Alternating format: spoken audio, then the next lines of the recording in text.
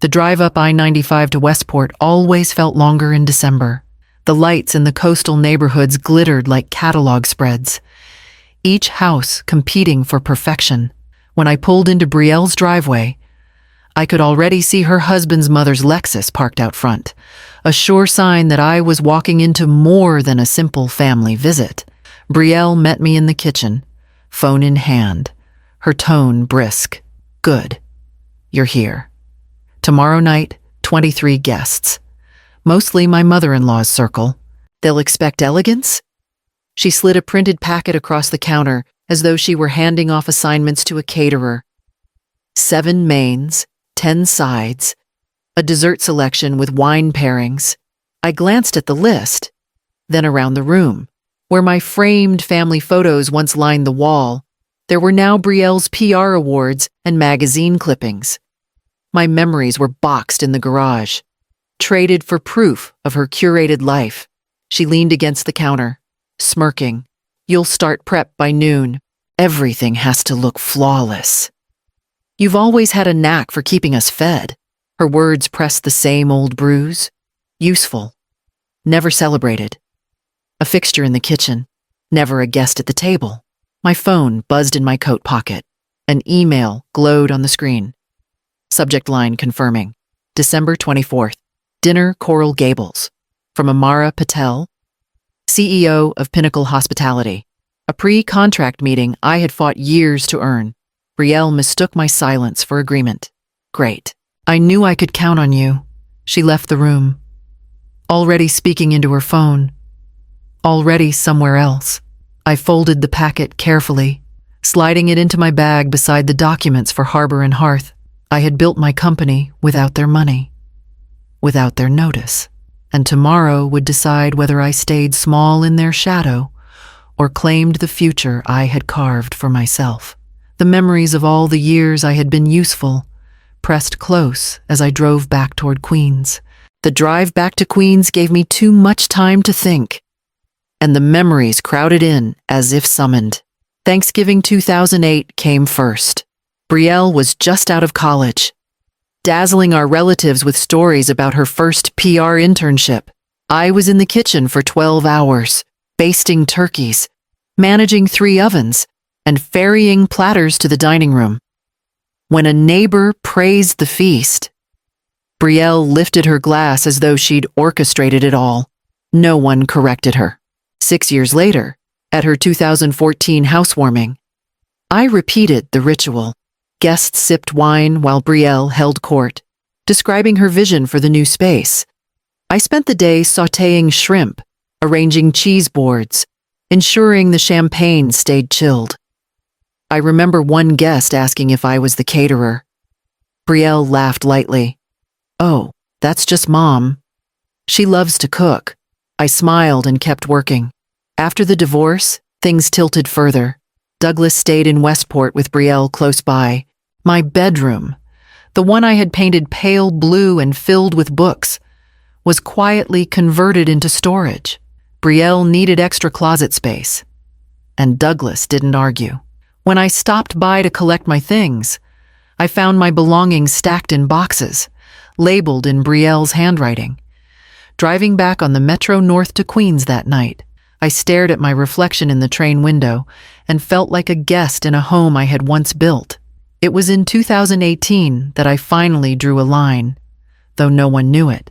I signed a lease for a test kitchen in Long Island City, modest but mine. I started supplying corporate breakfasts, pastries, fruit platters, coffee service to midtown firms. Word spread. 1 office became 3. 3 became 10. Harbor and Hearth was born. And with it, a version of me that no one in Westport had bothered to imagine. The silence around my achievements didn't sting as much once I understood it had protected me, even as it erased me. That erasure ended the day I unlocked that kitchen door for the first time. Keys warm in my hand, knowing I would never disappear entirely again. The next morning, I unlocked the glass door of Harbor and Hearth's office in Long Island City. The space smelled faintly of coffee and stainless steel polish, a mix of the test kitchen and the admin suite behind it. On my desk, the staffing schedules were spread in neat columns. Holiday rotations, overtime approvals, vacation requests. The refrigeration logs blinked from a tablet. Every temperature check marked with timestamps. Vendor invoices sat stacked, waiting for my signature. Miguel Rosado, my COO, arrived with his usual brisk energy. "We'll need to emphasize hurricane protocols," he said, dropping a folder beside my laptop. "Generators, refrigerated transport, backup suppliers in Homestead and Tampa. Florida boards want proof you can ride out a Category 3 and still serve dinner." I nodded. Scanning the logistics plan and the resort kitchen's site visits scheduled for February. Patel's people want vendor commitments in writing by next week. Amara Patel's name hovered between us. The weight of that meeting heavier than any holiday obligation in Westport. A $2 million contract meant not just revenue, but stability health insurance for line cooks, tuition reimbursements for sous chefs, expansion from a regional brand to a bi-coastal player, as Miguel outlined the transportation grid. A memory intruded Brielle at the Fairfield Shore Club 2 years ago, laughing with her friends about Mom's little catering hobby. One of those friends had been a partner at a firm I was courting. He never returned my call. After that, I decided the fewer details my family knew, the safer Harbor and Hearth would be. Now, standing in this office with clipboards full of orders and a payroll to meet, I felt the scale of what silence had built. 50 employees depended on me. The Florida deal could double that number. The thought steadied me more than any compliment ever had. Miguel tapped the folder. Coral Gables, December 24th. Be ready. I slipped the contract packet into my bag, the same bag that carried Brielle's menu list. 2 futures pressed against each other, and soon I would have to decide which one I would carry forward.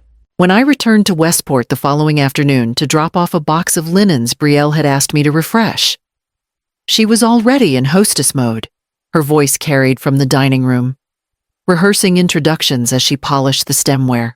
23 tomorrow night, she announced when she noticed me. Mostly my mother-in-law's circle, but one name you'll appreciate. She leaned in with a conspiratorial smile. A CEO from Coral Gables. Huge in hospitality, if I play it right. It could mean a retainer contract for my firm. She slipped a sheet of paper onto the counter and left the room to answer her phone. I glanced at it, unable to stop myself. A tidy guest list. Names typed in columns, dietary notes in the margin, and there, circled twice in blue ink, was Amara Patel. The page blurred as the irony landed. Brielle wanted me to prepare the feast that would impress the very woman I was scheduled to dine with the next evening in Florida. To Brielle, Amara was a potential PR conquest. To me, she was the key to Harbor and Hearth's expansion. When Brielle returned, I folded the list and set it aside. "I won't be here tomorrow," I said evenly. She froze, glass in hand. "Excuse me, I have other obligations. You'll need to make other arrangements." Her expression sharpened, the smirk vanishing. "Unbelievable. After everything I do for you, you can't show up one night? Do you know how selfish that sounds? I've already made plans," I repeated. Her voice dropped to a hiss. "If you walk away from this, don't bother coming back. You'll be done with us." I met her glare without flinching. Years of silence had kept me small, but that time was over. I gathered my bag, the weight of 2 different futures pressing inside it, and walked out before she could say another word. That night, the phone wouldn't stop ringing. First Brielle, her voice sharp and fast, demanding I cancel my flight. "You can't just abandon us. Do you understand who's coming? Do you understand what this means for me?" "I understand perfectly," I said, "but I won't be here tomorrow." Her pitch rose to a screech. "You're destroying everything. You're making me look like a fool. You've managed that on your own." I replied quietly, then hung up. Minutes later, Douglas called. His tone was calmer, but no less insistent. Eveline, family comes first. You know that. I almost laughed at the sudden resurrection of that phrase. Family comes first only when you need me. Douglas, not when I needed you. Not when my bedroom was turned into a storage unit or when Brielle paraded me like hired help. There was silence on the other end. Finally, he muttered, "Think about what you're doing." I said, and ended the call. The next morning, before heading back to Queens, I stopped at Brielle's kitchen. On the counter, I left a note. 3 catering companies listed with their 24-hour hotlines. Cold, perhaps, but practical. She wouldn't use it, but I wanted no one saying I hadn't given them an option. By the time I reached my apartment in Astoria, the air felt lighter, though my body buzzed with nerves. I pulled out the leather folder that held Harbor and Hearth's contracts and tucked in the portfolio pages for Pinnacle. In the kitchen, I arranged boxes of pastries, croissants, morning buns, spiced financiers, samples for Amara's tasting. The clock ticked toward midnight as I slid the last box into my suitcase. The phone kept vibrating across the table, but I ignored it. For once, I wasn't bargaining away my future to keep the peace. I zipped the case closed, and for the first time in years, the choice felt final. By late afternoon on Christmas Eve, the Van Wyck was its usual crawl. I inched toward JFK with my suitcase wedged in the back seat. Pastries packed carefully between layers of ice. Horns blared. Brake lights stretched like a red river, but I felt strangely calm. For once, I wasn't rushing to set another family table. Inside Terminal 4, the holiday crowds pressed in every direction. Families juggling wrapped boxes. Couples arguing over gates. Children tugging at coats. I moved steadily through the chaos. Boarding pass in hand. Suitcase rolling behind me. At security, my phone buzzed with a string of messages. Brielle, you're unbelievable. You're ruining everything. Don't expect to come back. I turned the phone face down in the tray and let the words slide away. At the gate, Miguel's text popped through. Vendors confirmed. Stone crab secured.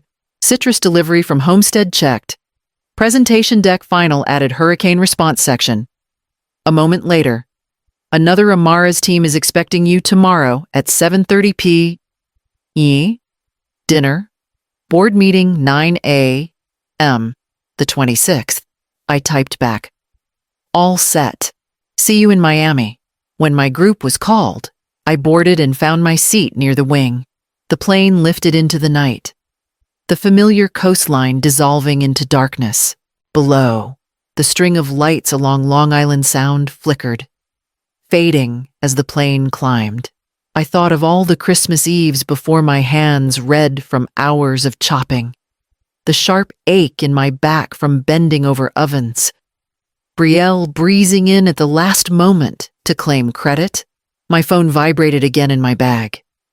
But I didn't look. For the first time in 15 years, I wasn't chained to their kitchen. I wasn't invisible, wasn't useful, wasn't expendable. I was a woman on her way to a contract that would change everything. I leaned back, closed my eyes, and let the hum of the engines drown out the world I was leaving behind. By the time I landed in Miami, Westport was already unraveling. Guests had begun arriving at Brielle's house, expecting the kind of dinner she had boasted about for weeks. They walked into a kitchen that was spotless, not from preparation, but from neglect. No roast in the oven, no trays warming in the pantry, only empty counters and a refrigerator holding nothing more than basic groceries. Caterers were called in desperation. But Christmas Eve in Fairfield County leaves little margin for miracles. Every company was closed or fully booked. Panic spread from room to room as coats piled on chairs and murmurs of confusion rose among the guests. Betty Carlisle, Brielle's formidable mother-in-law, tried to salvage the evening. "We'll plate delivery," she announced with clipped determination. Calls were made, orders placed, and within an hour, delivery drivers were hauling stacks of greasy boxes to the grand front door. Domino's and Papa John's, rebranded for the evening, were slid onto Waterford crystal and carried into the dining room as though they were delicacies. The guests were too polite to laugh outright, but the raised brows and quick exits said enough. And in the middle of the awkwardness, Amara Patel made her entrance, stopping by as a courtesy before heading to the airport. She took in the scene, the pizza boxes by the mahogany sideboard, the desperate replating, and listened as Brielle hissed to a cluster of acquaintances. My mom was supposed to cook. She refused. Can you imagine? The words carried across the room, sharp and certain. Amara said little, only sipped her wine and observed. But her silence held weight. Guests began excusing themselves within the hour, murmuring apologies. Coats retrieved from the pile. The spectacle had already seeded itself in their memories. By the time the last box was cleared and the crystal washed of tomato sauce stains, Brielle's carefully built image had cracked. She didn't know it yet, but reputations are fragile things. And the story she told about me had just collided with people who would soon learn a different truth. The restaurant on Miracle Mile was warm with candlelight, its windows strung with white lights that blurred against the humid December night. I arrived early, my folder tucked under my arm, the boxes of pastries delivered ahead by Miguel. I rehearsed the pitch silently as I waited, steadying myself with each breath. Amara Patel entered a few minutes later, shaking rain from her coat. She greeted me warmly and ordered tea, but almost immediately shook her head with a wry smile. "You would not believe the evening I just came from in Connecticut," she said. A dinner party gone completely off the rails. Guests arriving to find no food prepared. The hostess blaming her own mother for abandoning her. I've attended awkward events, but this was something else. Her words pressed against my chest like a weight. I kept my expression neutral, letting her continue. She said her mother was supposed to handle all the cooking, but refused at the last minute. Spoke about her with such disdain, in front of everyone. Amara sipped her tea, eyes narrowing slightly. I couldn't help thinking, if someone talks about family that way, what do they say about clients? I set my glass down carefully. "There's something you should know," I said. "I am Eveline Hart, and I am that mother, CEO of Harbor and Hearth Events." For a moment the table was silent except for the low hum of other conversations. Then Amara leaned back, studying me, and a slow smile formed. "Well," she said, "that explains the pastries my staff raved about. And it explains why you didn't fold under pressure. Discipline at home mirrors discipline in business." She closed her menu. "Our board meets on the 26th at 9 sharp. I want your full proposal presented then. Tonight convinced me you know how to hold your ground. That's exactly the kind of partner I want. Relief and resolve threaded together inside me. The contract was within reach. And for once, I hadn't had to shrink to make room for anyone else." On the morning of December 26th, the glass towers of Coral Gables glinted in the sun as Miguel and I walked into Pinnacle's headquarters. My folder felt heavier than it should have. But once the boardroom doors closed, the nerves shifted into focus. We began with the logistics plan. Miguel outlined refrigerated transport routes from Homestead and Tampa, the hurricane-proof storage facilities, and contingency contracts with backup vendors. I followed with projections, cost efficiencies, seasonal menu rotations, and a revenue model that would scale across Pinnacle's 5 Florida resorts. Heads nodded, pens scratched. For once, I felt the room leaning in my direction. Halfway through, Amara's assistant slipped in, holding a tablet. He whispered something. then set the device in front of her. She frowned, tilting the screen so the others could see. A photo filled the display pizza boxes, their red and blue logos reflected against a Waterford crystal cabinet. The caption read, "Christmas Eve, Fairfield County style." A murmur rippled across the table. The board members glanced at one another, then at me. Amara's gaze was steady. "Eveline," she said, her voice calm but probing. "Were you the maid they were expecting that night?" The word hung sharp in the air. I set my pen down and folded my hands. I was expected to serve. I chose my company instead. 50 employees rely on me. I wasn't about to abandon them to perform unpaid labor for people who refused to see me as more than help. Silence stretched. Then Amara leaned back and smiled. "That," she said, "is professional integrity." She reached for the contract folder in front of her. "Gentlemen, I think we can stop deliberating. This is the partner I want." The board members nodded, one by one. Amara signed her name with a flourish, then slid the pen toward me. My hand was steady as I wrote mine beneath hers. The deal was sealed $2 million and the beginning of Harbor and Hearth's expansion. That night, as I packed for my return to New York, I knew the hardest conversation was still ahead, waiting for me at the family table I no longer recognized. In January, we met at a small bistro on the Upper West Side, neutral ground far from Westport. I arrived early and placed a single sheet of paper on the table. When Brielle and Douglas slid into the booth across from me, I pushed it toward them. "These are my terms," I said. Douglas adjusted his glasses and read aloud, his voice low. "Equal respect. No free labor. Public acknowledgement of past disrespect. Individual therapy before family sessions. And all future events contracted through Harbor and Hearth. Full market rate." He set the page down, looking older than I remembered. "You've put this in writing." "I had to," I said. Too many years of words with no follow-through. Brielle's jaw tightened. "So you'll only be part of this family if we pay you," I answered. "I'll only be part of this family if you stop treating me like staff. Payment is business. Respect is personal." Douglas exhaled. "I should have spoken up years ago. I let her diminish you, and I went along with it. That was my failure." Brielle looked down at her hands. I'm sorry," she said finally, though the words seemed to scrape against her pride. "I was jealous. And it was easier to keep you small." I didn't smile, didn't lean forward to soften the moment. Change isn't measured in apologies. It's measured in actions.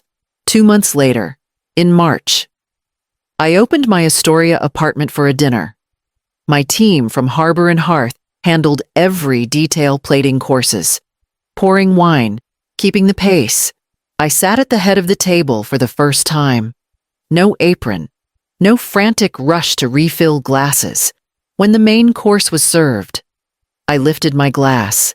Respect is non-negotiable. The room fell quiet. My family ate at my table that night, but on terms they no longer controlled. When you finally hold the keys to your own table, who will you still allow to sit down?